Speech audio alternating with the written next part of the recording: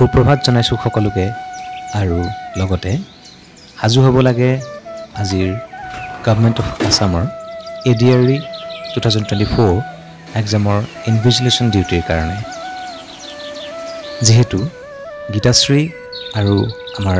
টুকুলি আৰু টিকটক গোটেই কিজনী আছে গৈ শিৱসাগৰত আৰু ইয়াত অকলে মই আৰু গতিকে নিজৰ কৰ্মক্ষেত্ৰলৈ ওলাই যোৱাৰ আগত নতুনকৈ বনাই লোৱা ঘৰখনিত কৰণীয় যথেষ্টখিনি কামৰ মাজেৰে সদায় ওলাই যাবলগীয়া হয় আৰু সেই কামসমূহ আজি মই এই ভিডিঅ'টিত আবদ্ধ কৰি ৰাখিবলৈ চেষ্টা কৰিলোঁ আৰু এই কুপচৰাজনীয়ে যেন মোক বিশ্বাসত লৈ আমাৰ বাৰান্দাত ওলমি থকা এই ফুলৰ টাবটোত কণী পাৰি উমনি লৈছেহি ৰাতিপুৱাই শুই উঠি নিজে খুব আগ্ৰহেৰে সাজি লোৱা ঘৰখনিত ঝাৰু মাৰি আৰু চোতালখনতো এনেদৰে ঝাৰু মাৰি এক খুব সুকীয়া সুখ অনুভৱ কৰোঁ নিজৰ কৰ্মক্ষেত্ৰলৈ ওলাই যোৱাৰ আগতে নিজৰ ঘৰখনত কৰিবলগীয়া এই সূক্ষ্ম কামবিলাকে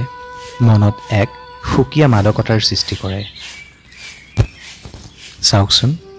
ৰাতিপুৱাই শুই উঠি যদি চাৰিওদিশে সেউজীয়া প্ৰাকৃতিক সৌন্দৰ্যৰে ভৰা ইমান সুন্দৰ এক পৰিৱেশৰ সন্মুখীন হ'বলগীয়া হয় এই কিমান সুখৰ কথা আৰু লগতে সন্মুখত মই অতি মৰমেৰে সজাই তোলা মোৰ এই সৰু ঘৰটো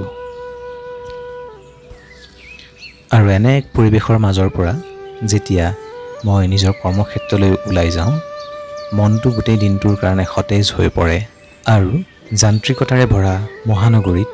এনে এক পৰিৱেশৰ মাজত নিজক ৰাখিবলৈ পাই সঁচাকৈ মই সৌভাগ্য যেন অনুভৱ কৰোঁ সকলোবিলাক বাহিৰৰ কৰণীয় কাম কৰি লৈ গা ধুই উঠি ভগৱানৰ শ্ৰীচৰণত সেৱাভাগি জনাই নাৰায়ণ কপজ ভাগ শুনি ল'বলৈ পালে যেন দিনটোৰ কাৰণে আৰু মোক একো নালাগে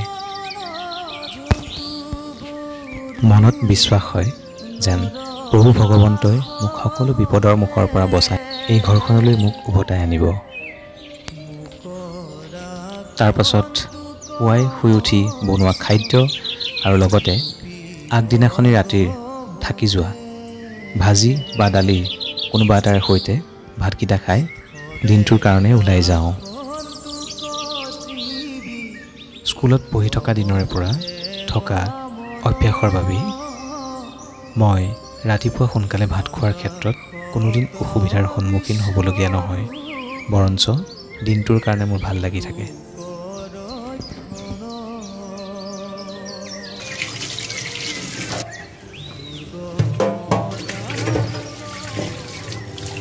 Okay, now I am fully ready to go for the invigilation duty, and before leaving I would like to wish everyone, every candidate all the best,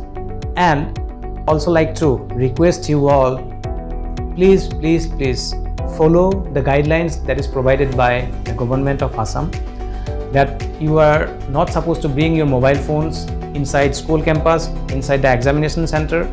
and smart watches are also not allowed, and any other electronic gadgets are not allowed inside the examination center. So please don't bring that. As invigilator, we are also not allowed to bring our mobile phones inside school campus. So now I'm just finishing my video here and uploading now. I'm leaving my phone here at home and I'm going to my duty. Bye bye. We'll see you in the next video.